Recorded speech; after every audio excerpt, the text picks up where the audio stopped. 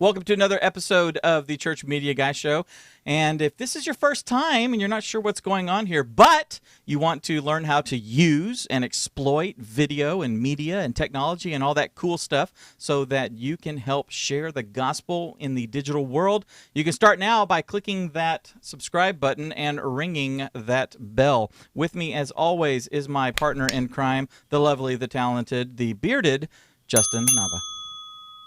What's going on, guys? I seem to be the only person in the world doing No Shave November, but it's just an excuse because I don't grow a good beard, and November is a good excuse for me to try. And I'll be honest, in the last 2 or 3 years I've tried it, I usually give up by day 10 because everything is so scratchy and itchy. But my wife has said you don't have to go to an office, you don't have a boss, you are you now. So no excuses. You have to grow it out and see what happens. So there you go. Yeah, here it is. Breaking brand. What is going on, everyone in the live chat? Adam, Benjamin, Jordan, Christopher, Tommy, thank you all for watching. AJ's in here too. Benjamin, if I didn't say him, thank you guys for watching live. Today is going to be the Dave Show. Question of the day. We're talking about live streaming. So is your church live streaming? And I want to know. So leave a comment below. Are you live streaming? Are you happy with it?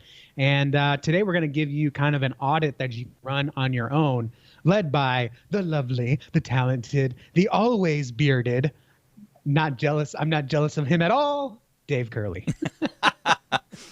All right. So one of the things that Justin and I do like to do, and we actually offer it to our members when they join Church Training Academy at churchtrainingacademy.com/join, is to do audits. So to audit their live stream or audit video content that they're making. And when we say audit, we basically mean to take a look at it and pick it apart. We always, do it in a loving manner and stuff, but we also strive to help make you guys better. And so if we see an area that can improve, we want to let you guys know about that. Now, we've done a couple of live streams where we've done live channel audits. We're actually going to be doing live channel audits as part of our Patreon membership. If you don't want to become an insider but still want to help support the show, you'll be able to do that very, very soon. And one of the things that we'll do is live channel audits in there, exclusive to that group. And so we kind of have certain things that we look at when we look at it. Justin has this exact same type of thing when he's doing website audits. Is kind of like a little checklist of, is this being done? Is this being done? Is this being done? How can they now do what is lacking? That sort of thing. So that's what we do here. One of the very first things that I look at when I'm doing a audit, Justin, is if I can actually hear the sermon. That's one of the and a lot of times two things happen. So it's going to be one or the other. They'll be able to hear the sermon, but everything sounds like this. I hope y'all enjoyed that. That's a pretty good impression. I like that. Yes. Everything is clipped and nasty sounding because it's got too much of a hot signal coming in. Other times, we can just barely hear anything that they're saying at all. Did you even hear that? I don't know if I heard a little. I heard some of the consonants. Okay. But yeah, it was very soft. Right. And I agree. We kind of actually in the pre-show, for those that are watching live and get to see the pre-show, we had some buffering issues with YouTube, and I checked it and I said, well, the frame rate's dropped, but the audio is good.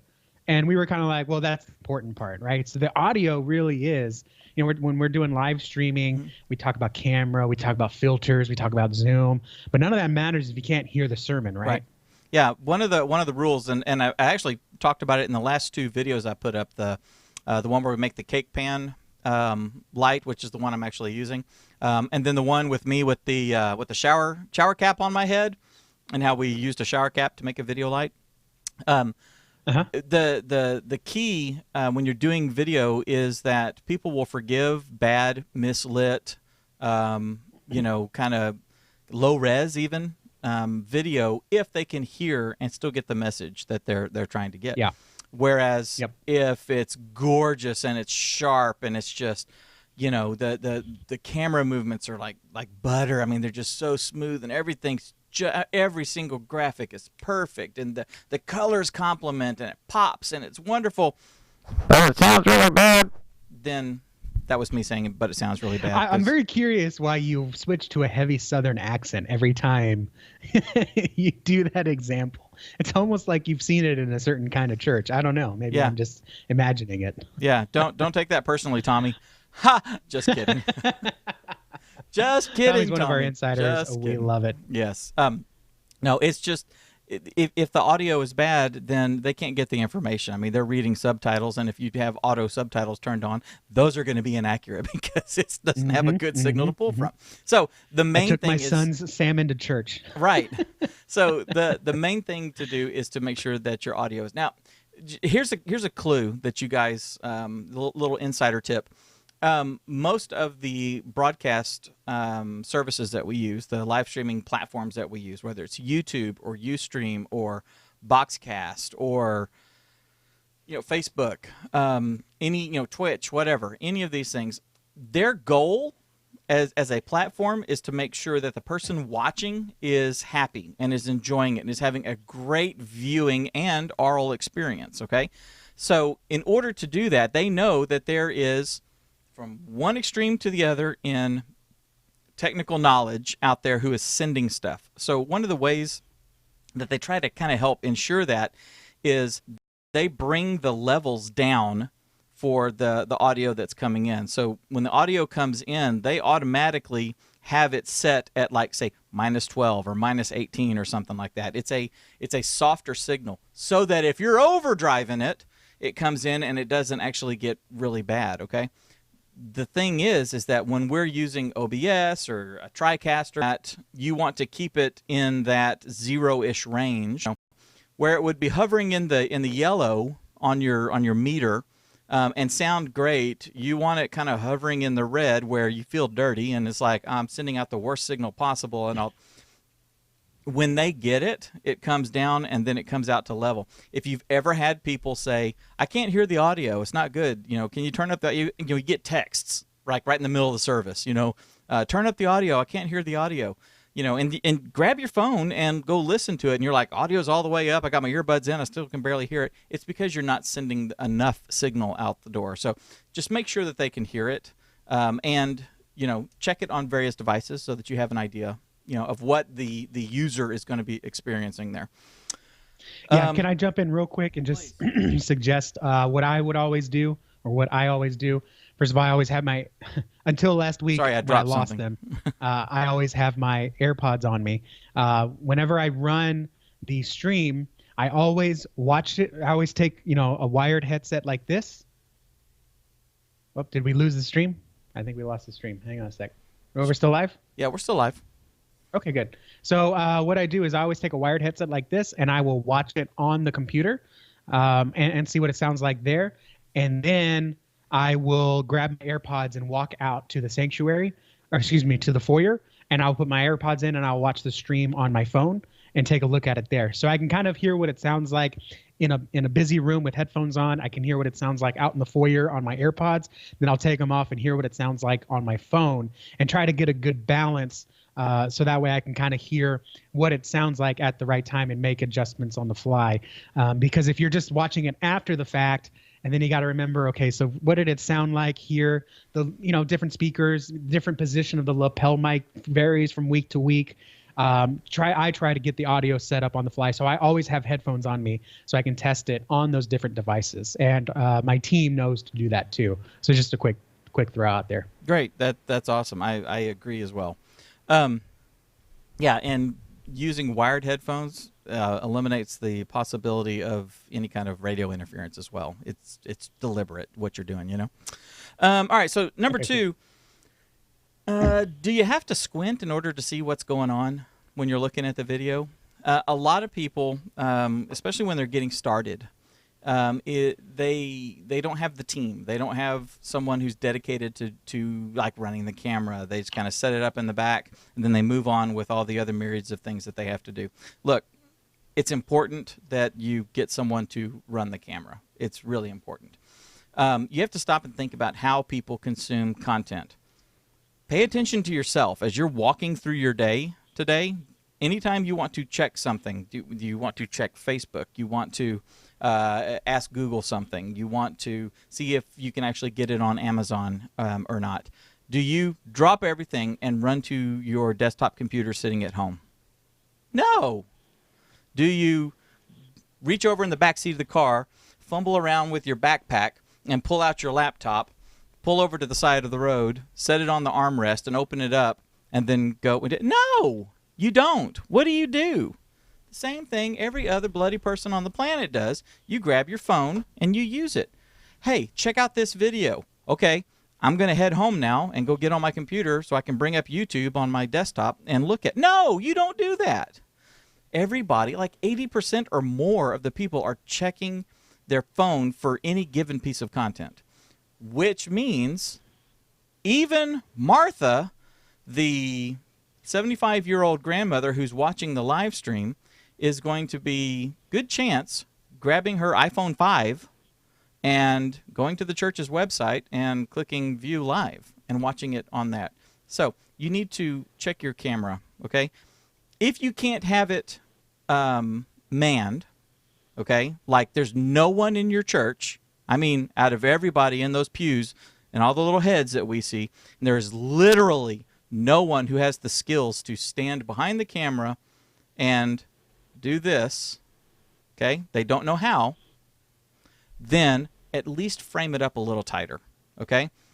The bass player way over here and the drummer way over here don't matter to the viewer, okay? So get in a little bit tighter. If the pastor walks 3 steps to the left, back to the podium, 3 steps to the right, zoom up a little bit more, just so that you can have him walking in that imaginary box, okay? The idea is when they're looking on a, I don't know what this is, 7-inch, 6.5-inch screen or whatever it is, when they're looking at that, when you're looking at something that's zoomed out, the person is like right here. You know, the pulpit is like literally like right here where my finger is, okay? That's not good. That's not a good viewing experience for the people. So zoom in, zoom in, zoom in, zoom in, okay? Also, if you have someone who is able to stand behind a tripod and manipulate the little zoom rocker on the camcorder, then what I would definitely do is once the pastor starts preaching, is I would zoom up closer and closer and closer and get a, let me switch cameras. Like a belly button up kind of shot. You know, where his waist is. Go from there where the podium is, maybe up, get that kind of a shot, and then if he's a pacer, then just sort of pace around the stage with him. Keep him in the middle of the frame. That's a good general rule, if you can, is to keep him in the middle of the frame.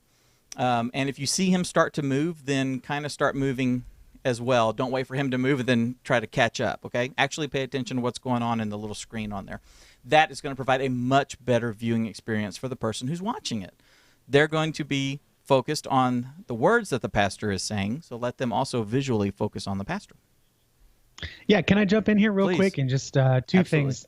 Something that I catch my team doing sometimes is they set the shot and then they grab their phone and they check it on their phone, but they do this. They do this. Yep, looks good. And I ask them, I say, hey, when's the last time for a 40-minute video you sat here like this? Right. Like, no, you want to set it on the table. I got my phone mount here. Maybe you put it, just maybe you have an iPad, but you're not sitting there like this. And so I said, if you back up this far away, can you like really see the pastor? And he said, no. And so I said, so we want to get in tighter, get that waist up. Worst case scenario, what we did, because our sound booth or our tech booth now was set up in such a way, we actually had the camera mounted right next to the soundboard. And so if worst came to worst, we had one camera operator that day and he had to go take care of his sick kid in nursery or something. And there was just no one to run the camera. We brought that shot from, say, this tight to maybe this tight. And the audio engineer just had to do a side-to-side motion to track the pastor if he moved a little bit. So we weren't quite waist up. We were a little bit wider to maybe his arm span and a half. But as he moved across, the audio operator didn't have to sit there the whole time. But just if he did move a little bit off camera, she could just reach up and just boop, just a little bit of a movement, just to get a little bit tighter there without having to stretch out across the whole stage to cover everything. And so it's a little bit of a happy medium, like worst case scenario, have in your back pocket. That's kind of how we handled that when we just didn't have anyone to run the camera. We had someone in the booth. And so the audio operator could just kind of inch it along just a little bit. Yep, that's exactly right. Maybe a little bit of a zoomed in, say halfway instead of like a really tight one, and then oops, he's working over on this side more. Then then ooch it over. And if you are in a setup like that, do that audio operator a favor by going and getting a monitor. I mean, most of the computer monitors are like HD monitors, and they have HDMI. Do that. Grab that and put a splitter on there or something so that he can at least see a decent screen and doesn't have to like remember to look over at the screen that's this big, to check. All right. So number 3, are you using multiple cameras yet? If you are, then you need to double and triple check your placement of those cameras. There have been a lot of times when I've seen live streams where they have multiple cameras, but those cameras are stationary. They're not manned. The only one that's manned may be the one in the back that actually tracks the pastor. Good on you. But then camera 2 is up about halfway or maybe 3/4 of the way forward, and it's over on the right, and it's just kind of sitting there, And a lot of times it's kind of sitting there, a little crooked. Or it's sitting there where there was one I saw where, let's see, I'm gonna switch to my camera real quick and I'll show you. So it's like it's getting the alternate angle. However, where the pastor is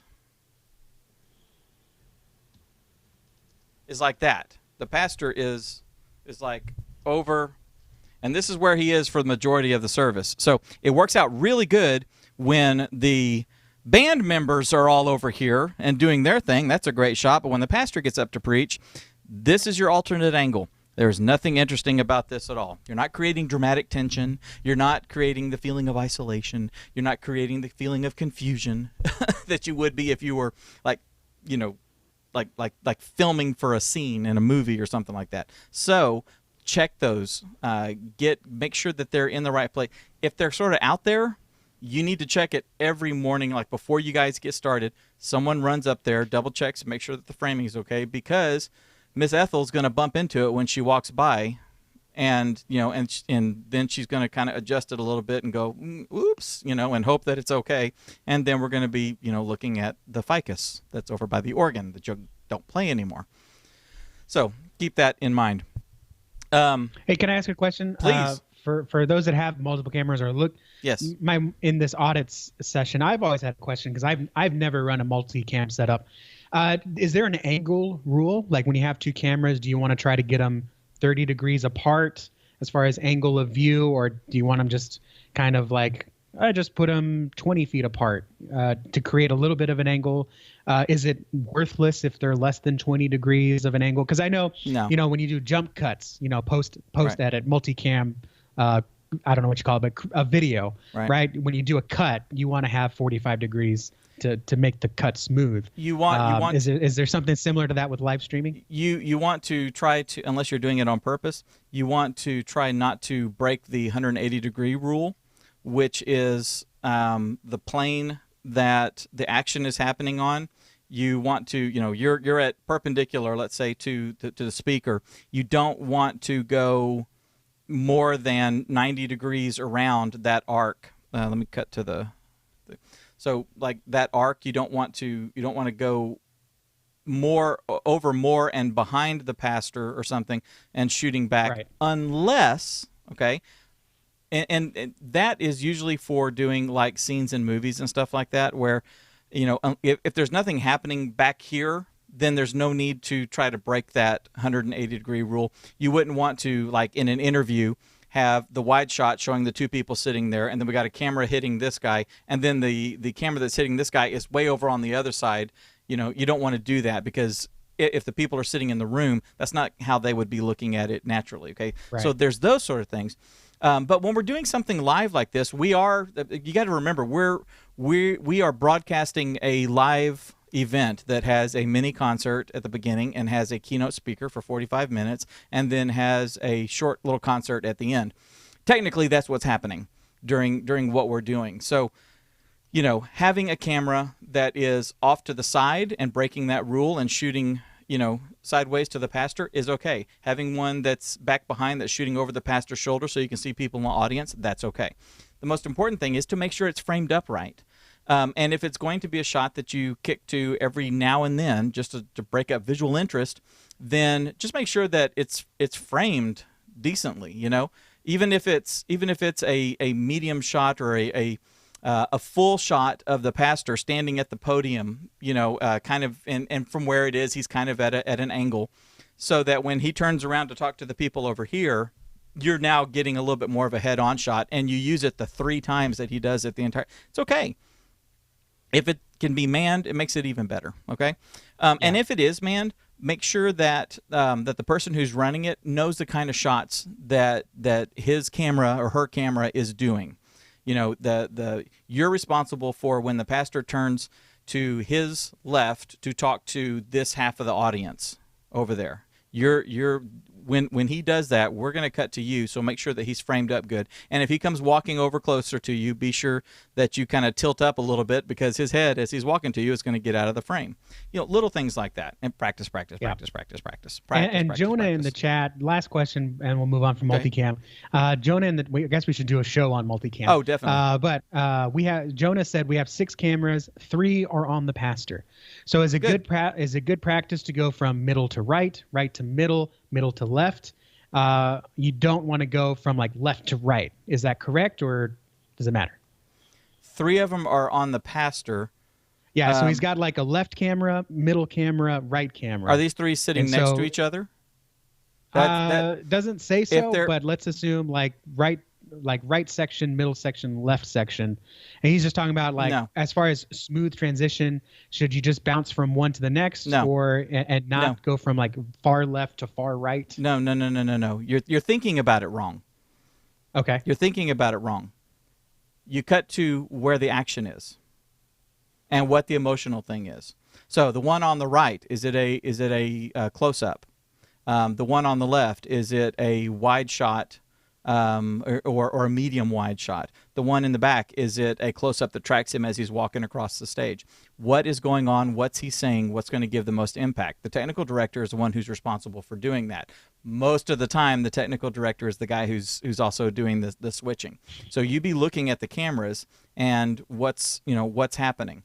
When he starts to have a really good moment or something, one of those cameras needs to be the one that's like slowly zooming in a little bit, just to sort of bring in that visual that says what's happening is really important. So we're zooming in a little closer because we want you to lean in and pay attention. Does that make sense? Yeah. So the 1, 2, 3 that. Moments of impacts, personal stories. Absolutely. Got to go in tight. Yeah. Always.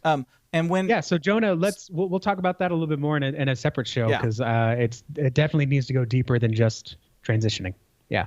Okay, here's something that I see. I actually saw it at my church, and I wanted to throw my shoe at the sweet gal that's running the camera. She was doing what she knew best to do given the circumstances. So I don't fault her for it, but I just looked at it and shook my head. Especially when we had made the shift and she kept trying to do it. Are you, or the person running the camera, when it comes time for a video to be played on the screen, whether it's a sermon bumper or a promotional video for the youth ministry or the slideshow after camp or something like that, you, the camera operator, are you taking that camera and going to the screen and zooming up on the screen at that weird funky angle, shooting it? Are you using a camera to shoot a TV show on the screen? Look, I'm not gonna plead guilty. Can I plead no contest? No, you're gonna plead guilty. It's written all over your bearded face. Not even the beard hides it. Okay, here's the thing. You don't have to do that. Okay, number one, gosh, that looks.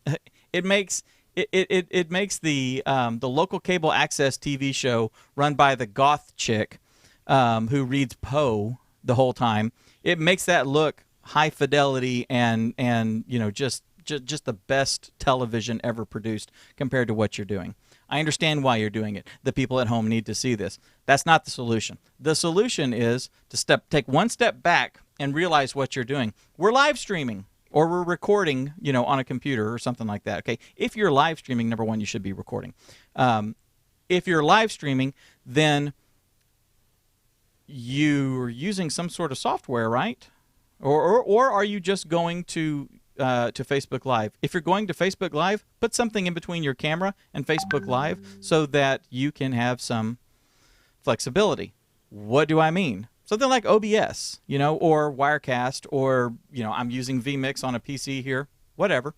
If you're using OBS, then all you really need to do is make a source that is your camera. Okay, that's source one. That's cam one. Okay, and then you've got that projector computer that's running the projector software, right? You're what is it, a Mac or a Mac Mini or a PC or something like that? You can run the NDI tools. They have what's called the NDI scan converter, which lets you take the contents of a screen. In fact, I'm not kidding. Justin is on another computer. He's on the computer sitting in front of me. My broadcast computer is up here. It's a different one. I am sending my right-hand monitor to the computer. I will show you. Here is the... Dave, are you scanning me? I am scanning without my permission? Yes. This is coming from my computer. I will even go as far as to full screen you. See? It's full screen. It's the entire thing. And it's just going over the network. And there it is. You want to see what the left screen looks like? I showed the people beforehand. Here's my left screen of my computer. So they're going over the network, and they are just using free software that's out there. And OBS and all the other software that's out there that people use for live streaming can receive an NDI signal. We'll go deeper into that. We talk about that all the time in our insiders group. But it is a way to basically send a full motion HD video signal and audio over a network, Ethernet, and get it into your broadcast software as another camera. So now you have two cameras. One of them is the Pro Presenter screen, and the other one is the actual camera. So you can always just cut to that camera and give the viewer a much better experience. Do you want to say something? Yeah, that's something that I wish I had done sooner. Yeah. What I was doing was basically copying any videos that we did, and we didn't do it with the slides, but any videos onto the broadcast computer. And then when they clicked play on Pro Presenter, I clicked play on my live streaming deck. But the slides, we still had to kind of zoom out and get the slide in the corner. I wish we had spent more time on that, but we just didn't. And yeah, so I wish I had done that sooner, and it's so much easier than you would think. Like, you don't need crazy cabling and another input. Just use NDI scan. Make sure your network's set up properly. And we talk about that all the time in the Mastermind CTA Insiders. And it's pretty much a breeze. You just got to give yourself a good foundation and be a little brave. So Dave, tell me, let's take a break here. How can we become more courageous in our media ministry? Like, because we're doing this alone, right? Like, we have YouTube videos and that's it, right? We can't get any hands-on help. No, that's it. Justin and I, for those of y'all who don't know, we're the church media guys, and we have a website called Church Training Academy. So go to churchtrainingacademy.com, and that is where we publish the same stuff that we're publishing on YouTube. Those videos are put up there as blog posts, and we share resources and do stuff like that. We've got like free guides for you. We've got all that sort of stuff there. But the most important thing we have there is access to our private community. We have the Church Training Academy is named such because it is a training academy. So we are building out courses. We have how-to videos. We have deep dives. We have all these things that are for our paying members. Okay, so you join Church Training Academy at churchtrainingacademy.com/join. You become a CTA, Church Training Academy Insider, and you're one of our little tribe of folks here. We get together twice a month on. Right now, we're doing it on Thursday nights. We're gonna revisit whether that is the appropriate night to do it on. But we get together twice a month with other members in a nice big fat Zoom conference call, and we all kind of talk about what's going on and who needs help and how can we help you, that kind of stuff. So everybody gets the opportunity to be on a hot seat, which is a lot more intimidating than it sounds. Basically, you get the opportunity to say, hey, I'm having a problem with this. I can't get my website to do this, or I can't get my, I don't understand about Facebook ads. And then Justin walks you through how to set up Facebook ads or something. You get access to me and Justin, that people, only the people that know us, and like are in our lives and go to church with us and that we, go out with, you get that kind of access to us. So you can tap us on the shoulder and say, help me with this. It's that sort of thing. It's really cool. Plus, you get the benefit of the wisdom of all the other insiders, because some of them have already solved the problem that you have, and they can walk you through exactly how to do it. It's a really neat community. We have all become really good friends. These are people that, Justin and I have come to know and love over the years. We pray for each other. It's a really neat community. Wouldn't you say, Justin? Yeah, 100%. In fact, it's pretty cool to see the guys help themselves. Yeah. Ramon had a question about IP cameras, and Tommy was like, oh, I just got done setting up IP cameras for like a couple dozen bucks. I don't know. Yeah. Tommy got these crazy cameras from China, and they're working amazing for him. His live stream's looking fantastic. I'm jealous of what the shots he's got going on. And first of all, we helped him set up the network for it, because we got another network engineer, Jordan, in the mastermind. So he helped him with the IP configuration and networking, all that. Tommy got the video set up. You helped him with the switching and all that. And then Ramon comes in and says, I need the same kind of setup. And Tommy says, well, we've been there, done that. Don't bother searching for forums that are 6 years old that recommend equipment that's no longer in date. Meaning it's out of date. Yeah. No, we can help you exactly where you are. A lot of guys will say, hey, I got to make Christmas. Pastors asked me to do this Christmas thing, and I have no idea what to do. We'll walk you through that, because again, we've gone from running a team ourselves, like a one-man media department, to leading a team, to setting up, implementing, improving, and anything you got going on, we can help you with. And if we can't help you, we'll connect you with someone who can. Right. It's just you're going to get that one-on-one help. And it's not just every other Thursday. We have a Facebook group for insiders only, where you can pop in and ask a question, and we'll get back to you within 24 hours. If it's a more in-depth thing, we'll actually do a screen recording. Mm-hmm. And record ourselves looking at the cables or looking at the software and walk you through it. So it's amazing, the questions we get and the way we get to help people. For example, PowerPoint in OBS, mm-hmm. That's a mystery that was plaguing one of our guys, and you helped him solve it in like 12 minutes, and now he's got slides in his OBS. So it's really good stuff. So churchtrainingacademy.com/join. It's a great Christmas gift for yourself. One of the things that I remember we did about this time last year, maybe at the beginning of December, Ryan McGill, one of our longtime insiders, was doing some scenes for their church Christmas musical. And remember, they were using the courthouse. Remember that? They got a local judge to be in it. They got the bailiff to be in it. Man, that seems like it was just yesterday. Yeah, they got a court report. They were, it's like, from 6 to 7:30, we have access to the courtroom, and the judge is going to help us out, and we're going to shoot this scene that we need to shoot. And so Ryan got it all shot and everything, and then he showed it to us. Here's the first cut of what I'm doing. What do y'all think? And I remember giving him a few suggestions on his edit, saying, we need to create more dramatic tension here. We need to do this. We need to do that. So here's, try this, and this. And he took those ideas and put them in, and then he showed it to us again. And the level went from here being, hey, this is nice, Ryan, to up here where it was like, dude, I need a Kleenex. It was... It was really good, because he had access to a group of people that could, see things that he wasn't able to see, and help make his project, and therefore that branch of the ministry of their church, shine even better. It was awesome. It was absolutely fantastic. Yeah. So yeah, and you're not just asking your pastor who has no creative mind or no video mind, hey, what do you think of this? Oh, it looks good. No. Yeah. No, they don't know what they're talking about. My name's Pastor Joe. Yeah. No, you're asking other creative professionals that know the equipment that you have and the abilities you have, and can give you steps to make it better, just kind of like we're doing now. So yeah, good stuff. churchtrainingacademy.com/join. The Ultimate Church live stream audit. Let's keep going. Okay. So I've got a few things that I want you to do specifically that will once you, and they're more kind of mindset kind of things. Once you get these things locked in your head, then you will start making these changes, and some of these changes will be no-brainers. One of the things I want you to do is to take a look at churches with streams that you like, technically, that you think they're just wow. The ones that in your head going, I could never do that. The ones that you immediately start berating yourself because you're never going to be that good. Well, that's a load of garbage, for one.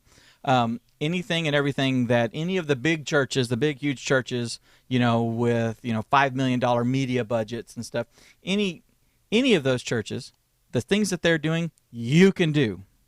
I mean, you really can. It's just, where's your dedication level? Where's your creativity level? Were you willing to stretch a little bit? A lot of the things that they do, all of those principles are all the same principles that you need to adopt at the level that you're at, right? So if they're able to use a camera that has a $50,000 Fujinon lens on it, and it's just absolutely fantastic. And when they zoom up, you can count the hairs on the pastor's nose. Okay, that's wonderful. Yay them. Okay, what's the principle? The principle is zoom up. What do I need to do to zoom up with the camera that I have? Do I need to relocate this camera because it has a 20 by zoom and I can't get up that close because it looks bad?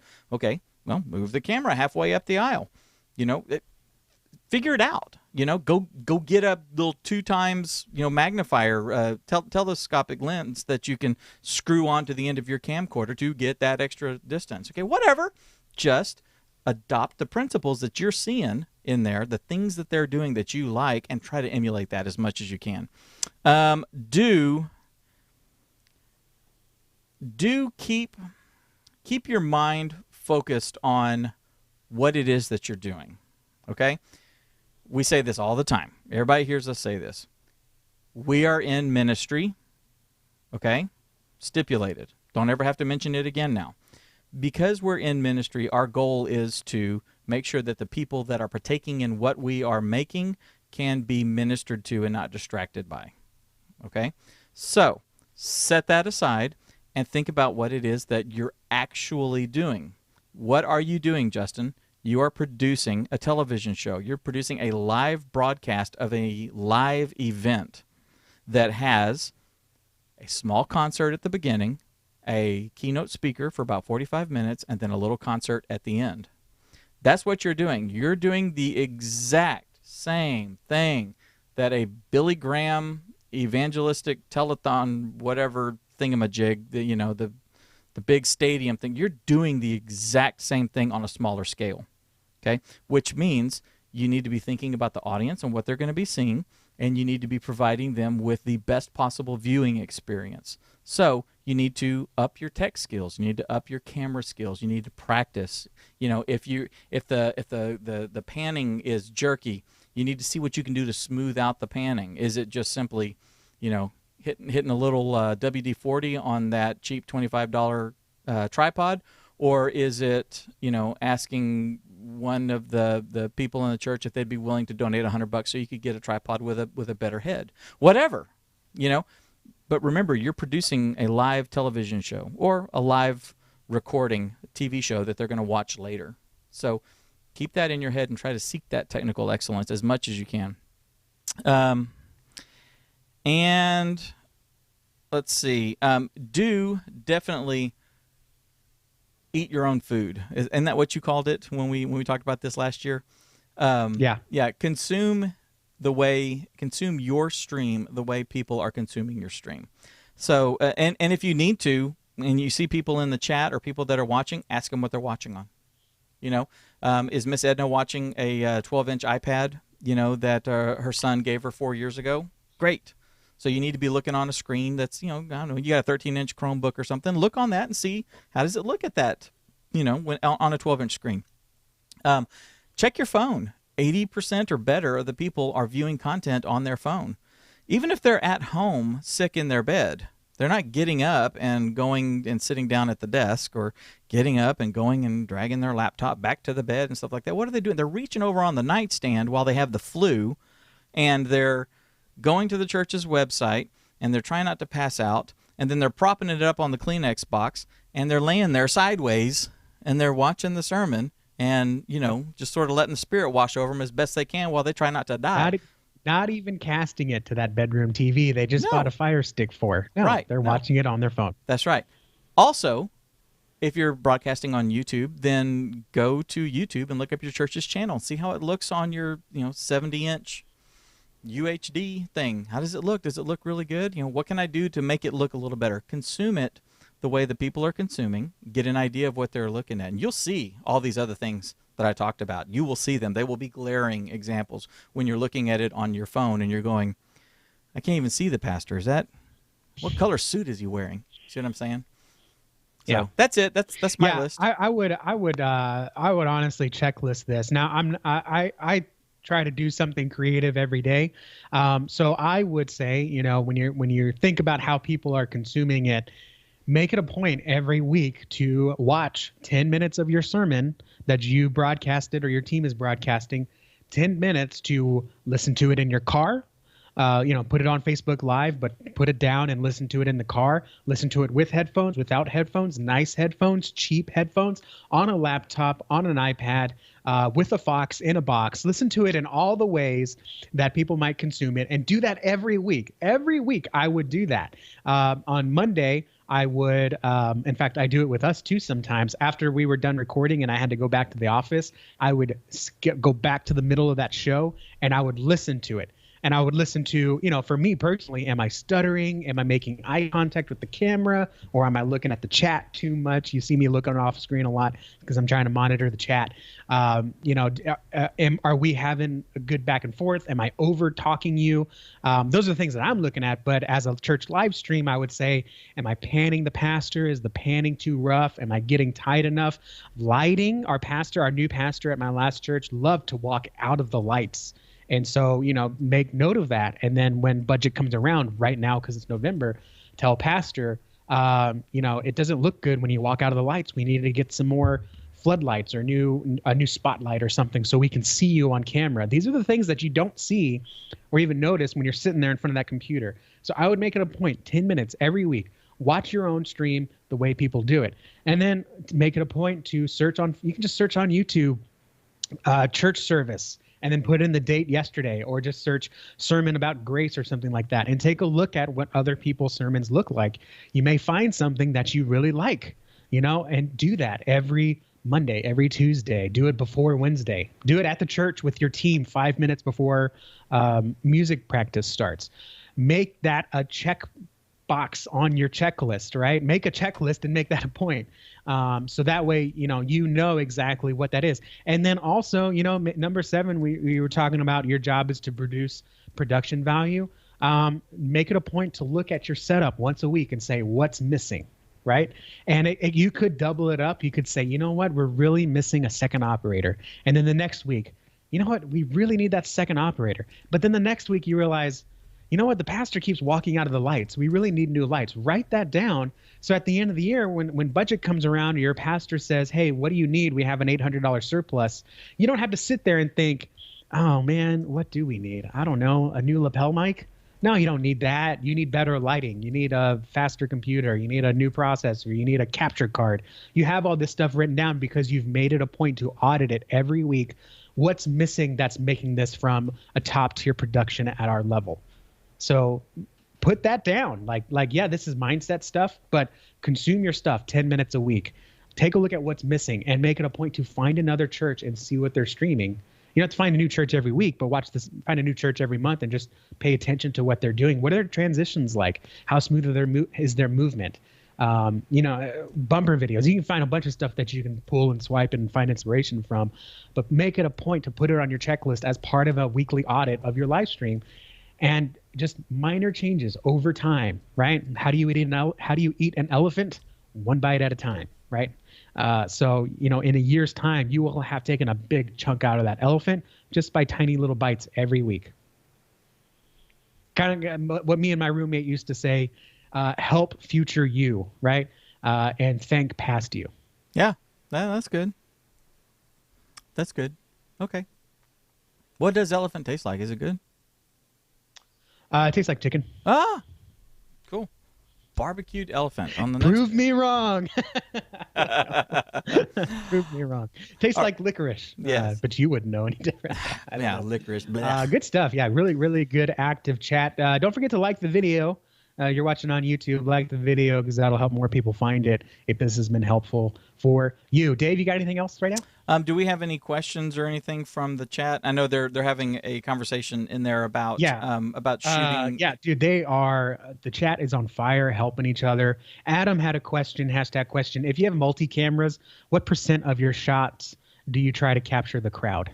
When it comes to folks in the chat are talking a lot about security and stuff, but what are your thoughts on capping the crowd? Okay, well, first off, if you go out in public, there's not an expectation of privacy. Whether you're driving in your car, cameras are going to catch you. Their cameras are everywhere. We live in one of the most connected worlds. Every intersection knows who drove through that intersection. All that sort of stuff. We all have to understand that. When you go to a high school football game, they're going to be having cameras. You're going to be in the crowd. You could be seen. Okay, look, are you in the witness relocation program? If so, there's protocols that you follow. So there, okay? Now, in real life, you don't want to, in your service, you don't want to zoom up on, Mr. Bumgartner, and hold a 45-second shot on him while he's sitting there looking at that's bad TV. That doesn't look good. But a occasional shot, what do they do at Lakewood?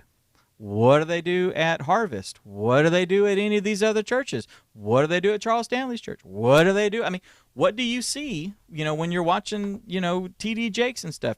You see a little pan of the audience maybe. When something happens and they say something funny, they cut to, 40 people in this one little section. Ha, ha, ha, ha, ha. That's just part of what it do. You see that on across the experience. What I would do is that, if everybody laughs at something like that and you've got sort of a shot that has people laughing and stuff, you cut to that for a second, then you cut back and you just keep going. It's just the rhythm. There's a rhythm to all of this sort of stuff.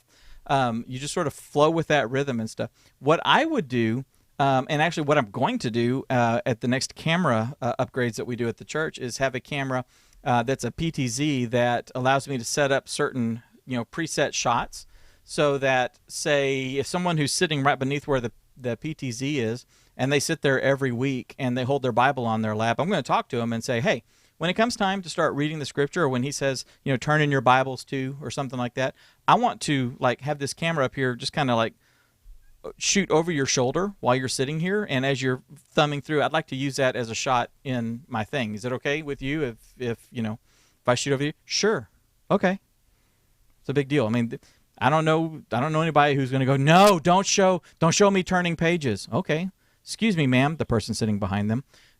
When the pastor tells us to turn in our Bibles, can I shoot over your shoulder and shoot your Bible turning? I mean, just do something like that if you need to. I know in our cases, if you're worried about security and all that sort of stuff, again, you're in public, so put some signs. Put some sign. If you really have security, if there's a spouse out there who is looking to kidnap your kid and kill them and stuff, I assume you're working with local authorities or the FBI. In this situation, if you're worried about a child being kidnapped, I assume you're being really proactive in doing something like that, and knowing that they video the service at your church, I assume that you're sitting off up in the balcony, kind of away from everybody or something like that. I assume that you're doing something like that. The reality is we can't protect everybody every time, every minute of every day, and we can't be responsible if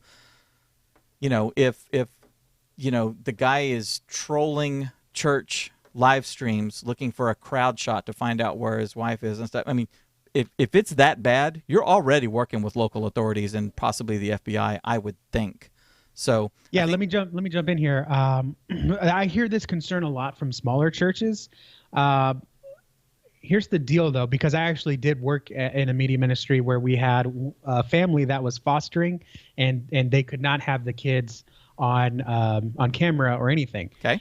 So number one, if you're in a smaller church of less than probably 500, 600, the pastor's going to know who's in a situation like that. So if you're really concerned, talk to your pastor first and say, hey, we're going to add some crowd shots. It's going to really enhance it. It's going to make it a more pleasurable viewing experience. However, I understand there might be some issues with people that don't need to be on camera. Is there anyone in their service that I should make sure to not have on camera? And he'll know. He should know.